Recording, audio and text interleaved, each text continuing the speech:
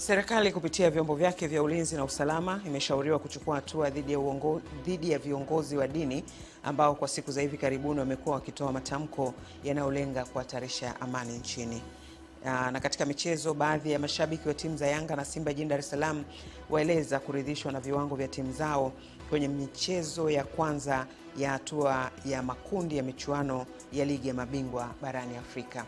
Habari za asubuhi watazamaji wetu, karibuni kwenye kipindi cha Asubuhi Njema ambapo tunakuwa na taarifa ya habari, na baada ya hapo tunapata fursa ya kuangalia vichwa vya habari vilivyopangwa kipaumbele katika magazeti yaliyotufikia hivi leo.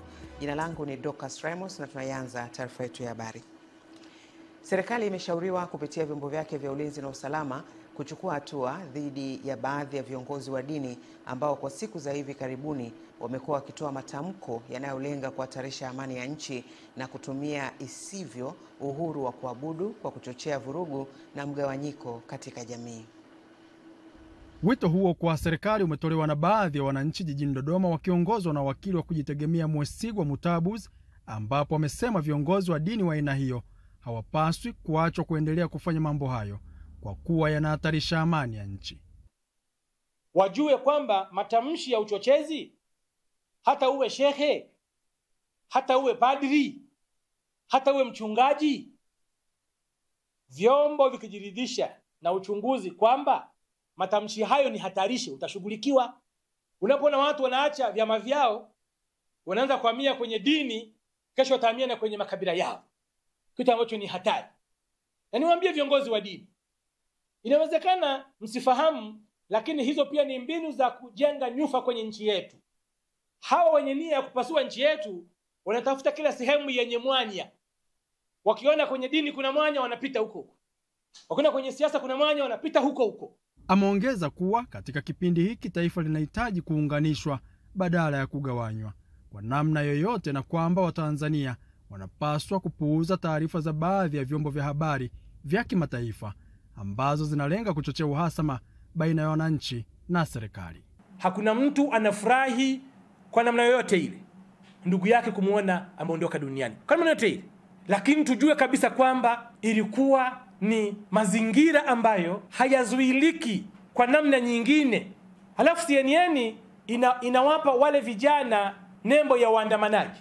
CNN ni chombo kikubwa, kinafahamu nini maana ya maandamano, kinajua taratibu za maandamano. Sasa maandamano gani yalikuwa yakianzia wapi kwenda wapi? Huu ni uchochezi, ni namna ya kuanzisha vurugu nchini, na sisi kama Watanzania tunaojitambua tutasimama imara kulinda nchi yetu.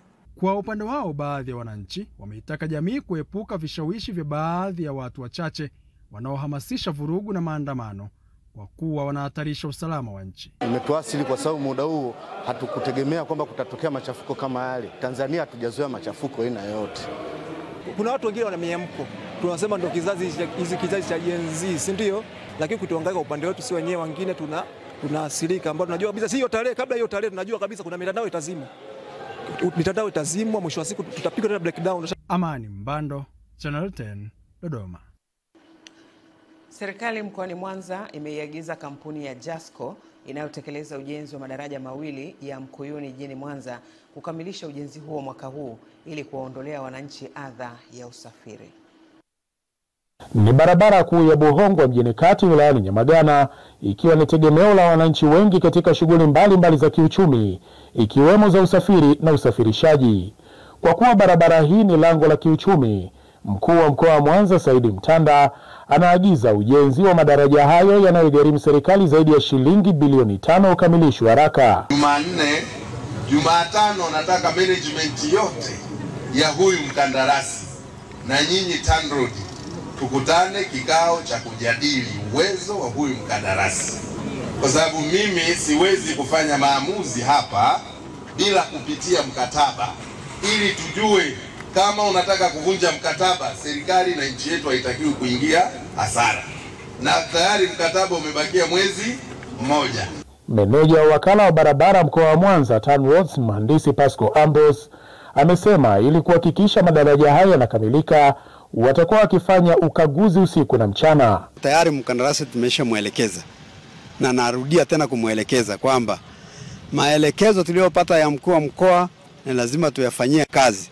Ni pamoja na kuhakikisha anafanya kazi usiku na mchana ili aendane na muda aliopewa wa nyongeza. Barabara imefungwa kwa muda mrefu kutokana na ujenzi wa daraja, tena madaraja mawili. Lakini tunaona mwaka unaisha, utafikia kama daraja ndio linaanza jana. Sasa kutokana na mazingira haya, naomba serikali ilifuatilie kwa kina ili swala hili liishe kwa wakati, ili na sisi tufanye biashara. Niambia kwamba hizi nyumba hazijalipwa, zililipwa na Mheshimiwa Frederick Sumaye mwaka 2000 kwenye mafuriko. Wote walilipwa hawa. Kama kuna mwenyekiti au kuna nani anapimisha maneno apimishe, lakini zote zililipwa. Ujenzi wa madaraja mawili ya barabara ya Buhongwa iliyopo eneo la Mkuyuni linalokabiliwa na mafuriko ya mara kwa mara wilayani Nyamagana ulianza kutekelezwa Januari mwaka huu. Henry Kavirondo, Channel 10, Mwanza. Wilaya ya Chunya mkoani Mbeya imeendelea kutekeleza sera ya serikali ya kutoa mikopo katika vikundi mbalimbali ambapo zaidi ya shilingi milioni 700 zimetolewa katika vikundi 82 ambavyo vimekidhi vigezo. Akizungumza na vikundi vilivyopewa mikopo hiyo, mkuu wa wilaya ya Chunya Mbaraka Batenga amewataka wanaokopa fedha hizo kuzirejesha kwa wakati ili ziweze kuzungushwa katika maeneo mengine ikiwemo utekelezaji wa miradi yenye manufaa kwa wananchi, huku mkurugenzi wa halmashauri ya wilaya ya Chunya Tamim Kambona amesema wameendelea kuongeza uwezo wa kukusanya mapato ya halmashauri kila mwaka. Hii ni mzunguko wa fedha. Zinakuja serikalini lakini mwisho wa siku zinarudi kwenu. Kuna zile ambazo tunawapa kama fedha kama tutakavyopatia leo. Nyingine hatuwapi kama fedha lakini hizo tunatumia kufanya miradi ya maendeleo. Sisi tunataka kujenga uchumi jumuishi. Ukienda kila mahali uone watu wamejidika na maisha yanakwenda. Tutawaleteeni umeme, ndio tunapeleka umeme kwenye vijiji, tunapeleka umeme kwenye vitongoji, lakini muwe na pesa pia mfukoni. Mwaka huu ulioisha tumeweza kukusanya bilioni 12.1. Ni mara 4 ya ile 2021. Sasa utaona ni kwa jinsi gani halmashauri yetu inaendelea kupiga hatua. Mwaka huu tuna bajeti ya kukusanya bilioni 12, lakini lengo letu tuione hata kama tumepanga kukusanya bilioni 12, tukusanye angalau bilioni 14 na hata tukiweza bilioni 15. Tuna kiasi cha bilioni 508 na laki 5. Na watu wenye ulemavu ni vikundi vitatu ambao wamekopeshwa jumla ya kiasi cha shilingi milioni 15. Na kufanya sasa katika awamu hii kukopesha jumla ya kiasi cha shilingi milioni 789 na laki 5. Kwa upande wao, baadhi ya wanufaika wa mikopo hiyo wameishukuru serikali na kwamba wataitumia vizuri katika kutekeleza miradi walioikusudia ili waweze kurejesha mikopo hiyo kwa wakati. Na ndio nimeomba mkopo wa bajaji kwa ajili ya kuendesha maisha. Umeomba kutoka kwa vijana ama watu wenye ulemavu? Watu wenye ulemavu. Naomba vijana wenzangu, tukipewa hela tukafanye kazi, turudishe kwa amani na upendo kama walivyotupa kwa amani na upendo. Kiripoti kutoka mkoani Mbeya, Epimax Apolinari, Channel 10. Mamlaka ya viwanja vya ndege Tanzania TAA imejipanga kuboresha zaidi miundombinu kwenye viwanja vya ndege nchini ili kuimarisha huduma za usafiri wa anga. Hayo yamesemwa na mkurugenzi mkuu wa TAA Abdul Momboka leo wakati akifungua maadhimisho ya kampeni ya utamaduni wa usalama wa usafiri wa anga yaliyofanyika katika kiwanja cha ndege cha kimataifa cha Julius Nyerere jijini Dar es Salaam, ambapo amesema kutokana na kuendelea kuongezeka kwa matukio ya uvunjifu wa usalama ni vyema kuja na mikakati mbalimbali ya kukabiliana nayo, ikiwemo kuwa na uelewa wa pamoja wa kudhibiti na kuimarisha ulinzi na usalama katika viwanja vya ndege. Usafiri wa anga ni sehemu muhimu sana katika kuharakisha na kukuza maendeleo, hasa kukuza uchumi. Mamlaka ya viwanja vya ndege tumejipanga kuhakikisha kwamba tunaongeza na kuboresha miundombinu ili kuweka mazingira rafiki, mazingira sahihi katika kurahisisha usafiri wa anga na huduma mbalimbali zitokanazo na viwanja vya ndege. Kwa upande wake, mkurugenzi wa kiwanja cha ndege cha kimataifa cha Julius Nyerere JNIA cha jijini Dar es Salaam, Betha Bankwa, amesema mpaka sasa hakuna tishio lolote la kiusalama katika uwanja huo na kwamba kiwanja hicho kiko salama, na kutaka kuendelea kuongeza uelewa kwa watumishi, abiria pamoja na wadau wote wa usafiri wa anga kuhusu umuhimu wa utamaduni wa anga. Lengo kuu likiwa ni kuimarisha mtazamo wa usalama duniani kote, yani kubadilisha mindset, security, kuongeza ushiriki wa watu wote, abiria, wadau na taasisi katika swala la usalama, lakini kupunguza hatari za matishio ya ndani, yani insider threats, kukuza tabia ya kutoa taarifa mapema na kuongeza uwajibikaji kwa kila mtu katika mlolongo wa usalama. Kwa mantiki hiyo, ICAO inasisitiza kwamba usalama haujengwi na vifaa pekee, bali unajengwa na watu, tabia, lakini na utamaduni wa taasisi. Kauli mbiu ya kampeni ya utamaduni wa usafiri wa anga zilizoanza leo tarehe 24 Novemba na kutarajiwa kuhitimishwa tarehe 28 Novemba mwaka huu zimebeba kauli mbiu isemayo usalama wa usafiri wa anga unaanza na mimi. Kutoka Dar es Salaam, Kisa Mwepiana, Channel 10. Wakati Tanzania ikiendelea kutafuta namna bora ya kuhakikisha ifikapo mwaka 2034 asilimia 80 ya Watanzania wawe wanatumia nishati safi ya kupikia, wadau mbalimbali ikiwemo mashirika ya kimataifa wanaunga mkono juhudi hizo kupitia uwezeshwaji wa miradi yenye kulenga kupunguza uharibifu wa mazingira ikiwemo ukataji wa miti ovyo.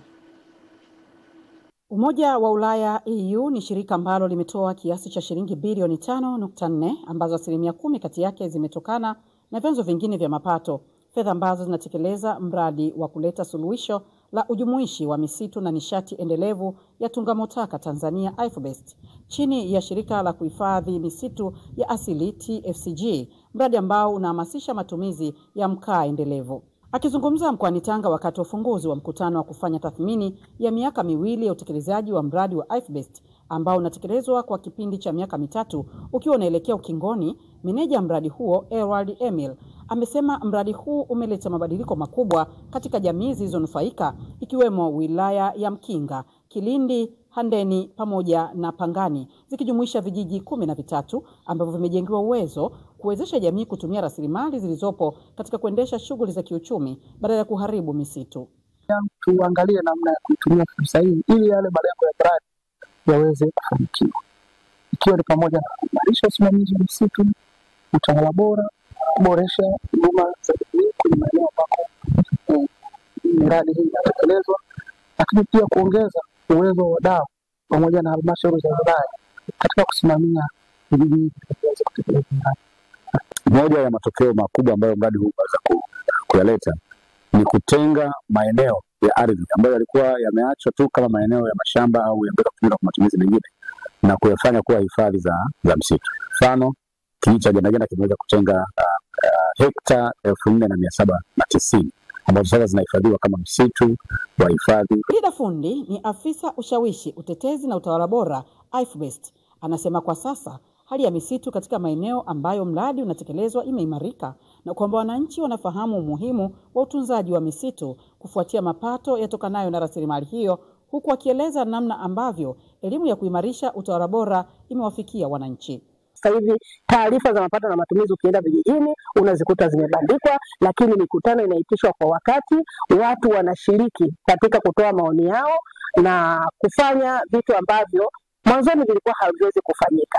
Lakini pia kwenye masuala ya uwajibikaji tunaona viongozi wale ambao hawafanyi vizuri, imekuwa napo wananchi sasa wamepata sauti. Kiacha na zile elimu kwa kamati mbalimbali, kwa viongozi na wananchi kwa ujumla, lakini kijiji kwa mfano kwenye msimu huu wa uvunaji kimeshaingiza milioni 56.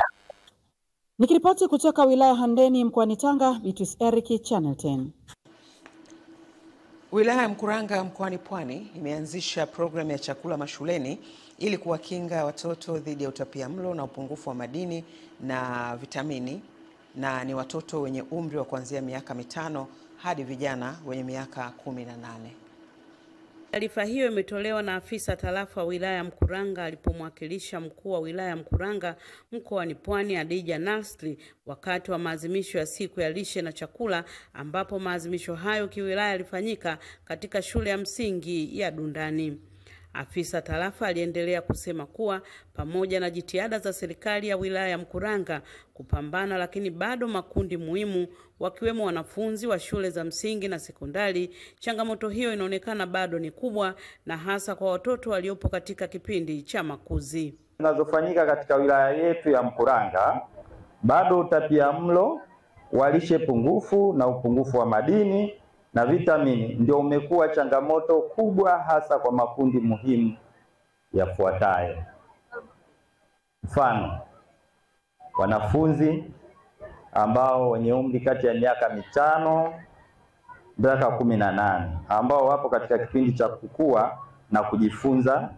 Kisayansi wanahitaji chakula cha kutosha ili kukidhi mahitaji ya kimwili, ikiwapo majukumu ya kuwa wazazi wa baadaye. Naye afisa lishe wa wilaya Mkuranga Vumilia Ngandango amesema serikali imeweka maadhimisho hayo kwa lengo la kuendelea kuelimisha jamii juu ya ulaji bora, ikiwa ni chanzo cha kujikinga na maradhi ambayo yanatokana na ulaji duni. Na hapa anasema chanzo cha kujikinga na maradhi yale ambayo yanatokana na ulaji duni, ulaji mbovu, kwa mfano magonjwa ya kisukari, magonjwa ya shinikizo la juu la damu, baadhi ya saratani, magonjwa ya figo na magonjwa ya hewa ya muda mrefu ambayo yanaambatana na ulaji usiofaa. Hiyo naona ni siku ambayo ni muhimu sana kuadhimishwa ili jamii iweze kukumbuka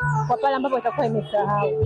Maadhimisho hayo yalipambwa na maonyesho mbalimbali ya vyakula na matunda pamoja na maandamano na michezo mbalimbali. Maadhimisho ya siku ya lishe duniani yamefanyika hapa katika maeneo ya shule ya msingi ya Dundani katika wilaya ya Mkuranga mkoani Pwani. Ni Marieta Msembele wa Channel 10. Mkuu wa wilaya ya Wete Abdalla Rashid Ali amewataka madiwani wa baraza jipya la mji Wete kujenga daraja kati yao na wananchi wanaowatumikia na kusisitiza umuhimu wa viongozi kuwasikiliza wananchi, kushirikiana nao na kuwafikishia taarifa sahihi bila ubaguzi. Akizungumza na madiwani wa baraza la mji Wete, mkuu wa wilaya hiyo Abdalla Rashid Ali ametoa maagizo 6 kwa madiwani, ambapo miongoni mwa maagizo hayo ni kuwataka kufanya kazi kwa weledi na kusimamia uwajibikaji na utawala bora kwa maslahi mapana ya wananchi. Mjenge madaraja na sio kuta, mpeleke faraja sio migogoro, muwe chachu wa maendeleo na sio vikwazo wa maendeleo. 6, mtoe vipaumbele kwenye masuala ya huduma za jamii, usafi wa mji, mazingira, uchumi na ustawi wa wananchi. Ndugu zangu madiwani, katika kipindi hiki chenu cha uongozi, jamii na serikali kwa ujumla inategemea kuona mabadiliko chanya katika maeneo mbalimbali. Mwakilishi wa afisa mdhamini Wizara ya Nchi, Ofisi ya Rais, Tawala za Mikoa na Idara Maalum za SMZ Salum Maulidi Omari amewataka madiwani hao kufanya kazi kwa mujibu wa sheria na kujiepusha na migogoro inayoweza kudhoofisha maendeleo. Weza kutusaidia sisi kama baraza au kama wizara kuweza kutekeleza yale majukumu yetu ambayo tumepangiwa kwa mujibu wa ilani ya chama chetu cha Mapinduzi. Tusikwazike, changamoto ni nyingi sana kwenye kazi, ila niwaombeni sana zaidi tena sana tuendelee kufanya vile ambavyo tumeelekezwa. Na kula kiapo mtenda kufanya kazi kama ambavyo mmepangiwa, kwa uadilifu, kwa uaminifu na kutumikia jamii kwa ujumla. Pia kiapo ni dhima mbali ya serikali, lakini ni dhima kwa Mwenyezi Mungu. Tumeita kiapo, si ndio? Ina maana kiapo tuna simama mbele ya Mwenyezi Mungu kwamba tunakula kiapo kwamba tunafanya kazi yetu. Siwe na mivutano katika shughuli yetu, tushikamane katika utendaji wa kazi za serikali na tujumuike katika kuinyanyua Wete yetu hii. Tutafanya yale ambayo tuliokusudiwa, lakini tutakuwa mstari wa mbele katika kuhakikisha kwamba tunasimamia miradi ya maendeleo. Aidha, madiwani hao wameahidi kuimarisha uwajibikaji na kuzingatia maslahi ya wananchi katika kila hatua ya utekelezaji wa miradi. Ni Masanja Mabula, Channel 10, Pemba, Zanzibar. Na sasa ni habari za michezo ambako tunaelezwa baadhi ya mashabiki wa timu za Yanga na Simba jijini Dar es Salaam wameeleza kuridhishwa na viwango vya timu zao kwenye michezo yao ya kwanza ya hatua ya makundi ya michuano ya ligi ya mabingwa barani Afrika, ambapo Yanga wamefanikiwa kuanza na ushindi wakati Simba wao wakipoteza wakiwa nyumbani. Wakizungumza kwa nyakati tofauti, mashabiki hao wameeleza kuwa na matumaini kwamba timu zao zina nafasi ya kufanya vizuri kwenye mashindano hayo. Tuwasikilize baadhi yao kama walivyozungumza na wanamichezo wa Channel 10. Kwa klabu yetu hakuna mechi nyepesi kama tukiwa nje ya nchi. Mechi nyepesi tukiwa nje ya nchi. Kwanza kwamba timu wanajua tunakokwenda kule sisi hatuna ndugu, hatuna jamaa. Kwa hiyo kelele zote, vurugu zote wao watakuwa zinapita tu kama upepo. Ni mategemeo yote siku ya Ijumaa huko Nigeria. Tumpaswe mtu tena ili tusonge mbele. Na maana kauli mbiu yetu ni daima mbele nyuma mwiko. Ili usonge mbele basi ukubali kupambana na kila kigongo kinachokuja mbele yako. Tunaenda robo. Kinachotakiwa pointi ngapi? 9. Unaenda robo. Mimi hapa mtu aweza kanikatisha tamaa eti nani hawala, mimi simlaumu mtu. Nafasi tumepata, bahati mbaya tujazitumia, basi ndio mpira ulivyo. Kuna mechi ya wenzetu tumeangalia juzi, mchezaji amekosa magoli karibu 4 ya wazi. Kaja kupata goli moja kaonekana mfalme, lakini mwanzo alikuwa anamtukana. Kawaida, yani kuvunga kuko pale pale, yule ni mtu. Unajua lazima timu inakutakiwa uwe na viungo wazuri. Sasa nataka niambie Simba pale kuna kiungo gani kumshinda Pacome Zouzoua? Mjomba, timu ni viungo. Unawekewa pale ufunge wewe mwenyewe tu. Sasa tatizo liko wapi? Sisi tuko vizuri, tunawasubiri. Timu tunayo na tunavuka vizuri tu. Kwa mpira ule wa jana tunavuka, mpira tumecheza vizuri, sema matokeo yako upande wetu. Tulishafungwa nyumbani, najua Afrika kila mmoja na vimba akiwa kwake. Sio mara ya kwanza, tulishafungwa goli 3 na tulivuka sisi. Hii tuna uhakika kufuzu finali na tunachokitegemea kwa sababu tuna timu nzuri. Mchezo wa kwanza ameshinda, pengine inapa matumaini makubwa kwamba mtafuzu kwenye kundi hili. Tuna matumaini makubwa kwa sababu kila shuti linalopigwa golini kwenda lenga kwenye nyavu. Mimi upande wangu nimecheza vizuri sana. Nimemiliki sana mpira, sijatumia nafasi. Na hizi mechi ni mechi ambazo zinataka utumie sana nafasi. Naweza kusema sikuwa na ubahati sana upande wangu kwenye mechi ya jana, ila kila kitu mimi nilikuwa bora.